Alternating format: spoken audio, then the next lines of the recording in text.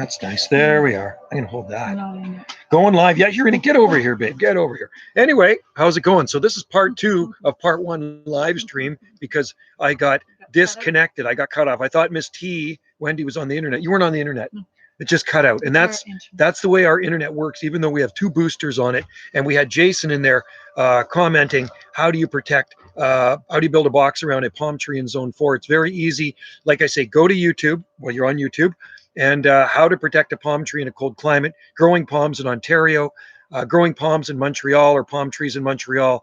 And you'll see what these guys do to grow Trachycarpus palms in cold climates. Anything's possible. I mean, if you want to grow a palm tree in Yukon or the Northwest Territories, you probably could do it if you're willing to put enough work into it. Me, that's just too much work at this age. I'm too old for doing stuff like that. So I like to just watch the plants grow and not fuss over them. Okay, I'm not into building things around palm trees. I wouldn't mind putting a little piece of plastic over something where it's very simple, keep it dry, whatever. But building structures around things is not for me. So I'm lucky to live in this climate. You know what I mean? I don't want to sound like I'm bragging, but I am fortunate to live here on Salt Spring Island, where we can grow Trachycarpus palms with no fuss whatsoever. They are fully cold hardy here. They do self-seed and can naturalize. And even the coldest winters, you will not see damage on these palms. But I shouldn't speak too soon. Maybe one day we will have the worst winter in history, and maybe it will damage them. So anyway, if it does, stay tuned for video, because that would make for an exciting video. And you know with me, I never leave home without my camera. I'm going to show you something, guys.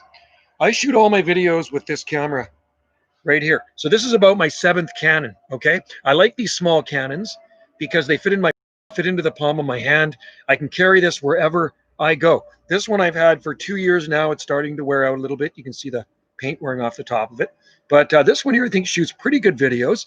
And it'll shoot in HD. And Wendy's also, I got her to get a Canon as well. My very first digital camera was a Canon, and I still have it. I got that in the early 2000s when digital cameras were starting to get popular. So I'm really happy with this, but I think maybe next spring I will buy another Canon, because I noticed the lens on it is starting to get a little foggy at times. But this has shot me thousands of videos just in the last 2 years. And you know how many videos I have on this channel, right? There's over 13,000 videos, but not all shot with this camera.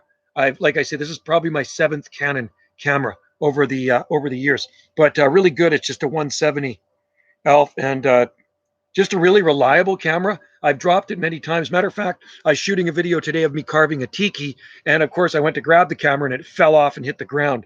But I don't edit that, so I will be uploading that later, raw and unedited here. No editing in my videos, so don't need to add bloopers in another video. You can see the bloopers right here in this video, or these videos, when I screw up, right? And it happens. You know what I mean? I'm not perfect, and it is purely YouTube entertainment. That's why I shoot these videos. I do enjoy reading your comments.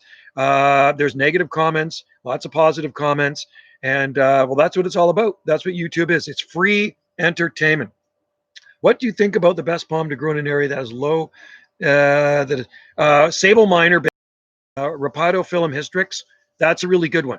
If you live in the deep south, you know, I mean, you could grow Serrano repens. You could try, I would still try a windmill palm, Sable Palmetto, Sable Birmingham, Sable Riverside. The thing is, in the deep south, you can get down to 10 degrees Fahrenheit for a low, but a lot of times the daytime temperatures, the maximums, really bounce back. How am I doing this today? I'm doing great there, H. Huss. It is 1:37 p.m. Pacific time here on the Southern Gulf Islands. A beautiful day, absolutely perfect out here. It is 52% humidity with 21 degrees Celsius. This is the weather I like. This is absolutely awesome. Yesterday was very muggy, very humid. It rained in the morning, and then the sun came out, and oh man, it got really muggy. I didn't check the humidity, but it was not good for working in.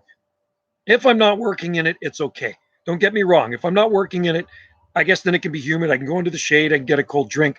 But when I'm working in the humidity, it's not good. Winter on Salt Spring Island is absolutely perfect in my eyes, because flora tells the story best, right? That does not lie. When you see a lot of palm trees and 100-foot eucalyptus trees and lots of exotic plants, oleanders and all that stuff, that tells you that the winters are not that cold. And we have lots of big cordylines here too. So winters are wet here. Overcast, a lot of overcast skies, and wet with occasional snowfall. But the snow doesn't last long, and often we have winters without any snowfall. So winters are very mild. We like to say here on Salt Spring Island, we have two seasons: wet and dry. We are in the very dry season now, and late fall, starting I guess in November, it can start to get pretty wet, and that's okay. I'm used to it, and lots of overcast skies. So if you're used to a lot of sunshine in the wintertime, this is not the place for you. I was born and raised here on the Pacific coast, so it's fine for me. And I like to garden, so we garden here year round in the wintertime. And this is the only place in Canada where you can mow lawn year round. Rest of Canada is going to be shoveling snow, and here on the southern Gulf Islands and along the Pacific coast, you can be out mowing your lawn and seeing the daffodils bloom in early January, which is a good thing. So it's a good place to be if you want to move to Canada and not freeze your hiney off. Yeah, I was saying it can snow occasionally. Yeah, it snowed last winter. We had, I think we had about 5 or 6 inches of it. Watch my videos. I shoot videos every single day. So if it snows, you're going to see snow on those palm trees. But it doesn't get that cold when it snows. Snow does make it appear a lot colder. When you see someone's pictures with snow in them or videos, it looks a lot colder. But I mean, it can be 1 degree Celsius and snow, right? So it doesn't have to be that cold to snow. But the snow here is usually wet and sticky, and I really don't like the snow here. It's actually terrible. I rather have the snow they get in a cold, dry climate, maybe like Alberta, where it's fluffy, dry snow, and it doesn't stick to your plants and bend things out of shape. But anyway, you can see the flora here, and that kind of says what it's like here in the wintertime on Salt Spring Island. Those palms are never protected. I grew those from seed, and we have lots of them on the property. So they like to call this place the banana belt of Canada because we do claim, or we do boast, it has some of the mildest winter temperatures in the land, right? So it's a good place to be. I like living on the island. I like the island life. I would prefer it if these islands were a lot farther out into the Pacific Ocean, but we are tucked up against the very southern part. Vancouver Island's here, okay? Big island. And we're tucked up very southern portion of Vancouver Island. We're way down here, closer to the U.S., close to the Washington State San Juan Islands, okay? So it's the same archipelago. And it's very sheltered. We don't get any cold winds in the wintertime. Ocean around us that regulates the air temperatures year round. So there's never really any extremes. Weather is quite boring here. It's usually wet or dry. Annual rainfall can be anywhere from 30 to 35 inches on this island. The outer islands are even drier. They can be as low as 18 inches. Seattle is the nearest city, U.S. city to you. Yeah, Seattle, Bellingham, and then south of that would be Seattle. Yeah. So Seattle is probably, I'm guessing, about 90 miles. I'm guessing 90 miles south of our island, probably on the south end of our island would be about 90 miles to Seattle if you took a boat. A lot of boats from Seattle and the San Juans and all up and down the coast of Washington come into our marinas. Here, there's full of U.S. boats, but right now, because of what's going on, there should be no U.S. boats here because of, the borders being closed and all that stuff. But yeah, Seattle's very close, and same with Victoria. Victoria is very close to Seattle. There's actually a ferry that runs from Victoria to Seattle. It's called the Victoria Clipper, and you can get down there in a couple hours to Seattle from Victoria. I think it's just a foot passenger ferry, but I like to do that. There's also a ferry from Sydney on Vancouver Island, which is just south of our island. It takes you over into the Washington San Juan Islands. White with dreamy eyes. I think that sounds like a song. Good day. It is a good day. So Dave, this is the second live stream I did. I started doing one and I got about 7 minutes into it and then it died on me. The stream went, connection was bad. I thought maybe Wendy was on the internet. And the guests, we had guests just check out of the B&B and there's more guests checking in. So there's no guests here on the internet right now. So hopefully the stream will keep going for a bit. I hope one day to live in a place like Salt Spring, but probably could never. It is expensive living on the island. Nothing's really cheap here because everything has to be brought here by boat. So the name of the island is Salt Spring Island. It's 3 words: Salt Spring Island. Okay, so there are actually salt springs on the north end of Salt Spring Island. That's why they call it that. In the early days, before they named it Salt Spring, it was called Admiral Island, and it was first settled in 1859. Salt Spring Island. So there's a bit of history here. Good. Oh, good. Yeah, nice. Good timing. Yeah. So we'll see how long this live stream lasts, Dave. And I was out for a motorbike ride this morning. I got Wendy some flowers. I brought them in the saddlebag of my motorbike, and it's like, and I was sure they were going to blow out of the saddlebag because I'd leave the saddlebag open. And as I got into our driveway, you know, where the tiny house is, where you stayed, couple of the flowers, when I parked my bike, I look on the driveway in the distance, and it's like there was 2 roses and some of the greenery. It's like, oh man, I was lucky they did not blow out on the road, because I can't keep checking the flowers in my saddlebag when I'm riding. But the flowers made it back safe and sound, so she's got her roses and her Gerbera daisies. So when I was at the flower shop, one of the ladies asked me if I had any eucalyptus trees for sale. So yes, I do have a couple of eucalyptus trees. So these are my seed grown. These are Eucalyptus gunnii, and I take the seed from our own tree, and I've grown these. So they're nice, hardy trees. So those are cider gum, and our trees are pretty big.